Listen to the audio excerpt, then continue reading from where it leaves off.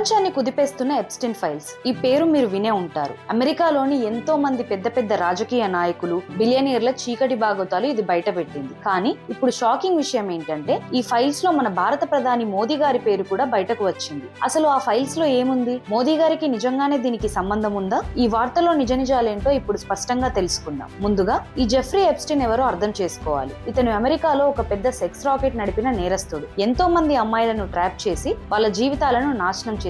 ఇతను జైల్లో ఆత్మహత్య చేసుకున్నాడు. ఇప్పుడు ఇతనికి సంబంధించిన ఫైల్స్ బయటపడి ప్రపంచ వ్యాప్తంగా సంచలనం సృష్టిస్తున్నాయి. ఈ ఫైల్స్ లో బయటపడిన ఒక ఈమెయిల్ లో ఎప్స్టీన్ మన ప్రధాని మోదీ గారి గురించి ప్రస్తావించాడు. 2017లో మోదీ గారు ఇజ్రాయెల్ పర్యటనకు వెళ్ళినప్పుడు భారత ప్రధాని మోదీ అమెరికా అధ్యక్షుడి ప్రయోజనం కోసం ఇజ్రాయెల్ లో డాన్స్ చేసి పాటలు పాడారు. అది పనిచేసింది అని ఆ ఈమెయిల్ లో రాశాడు. కానీ ఆగండి, ఇక్కడే అసలు విషయం ఉంది. ఈ మాటలు చదివి ఏదేదో ఊహించుకునే ముందు కొన్ని నిజాలు మనం స్పష్టంగా అర్థం చేసుకోవాలి.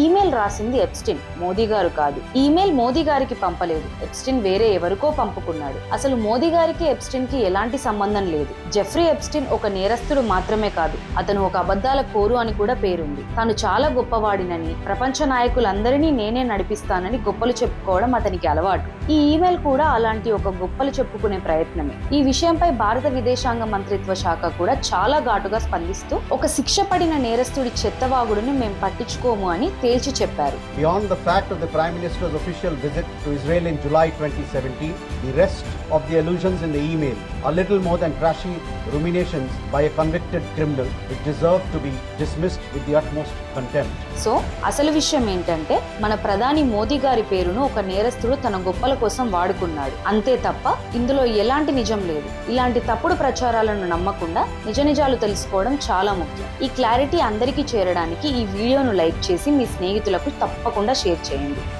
జై హింద్.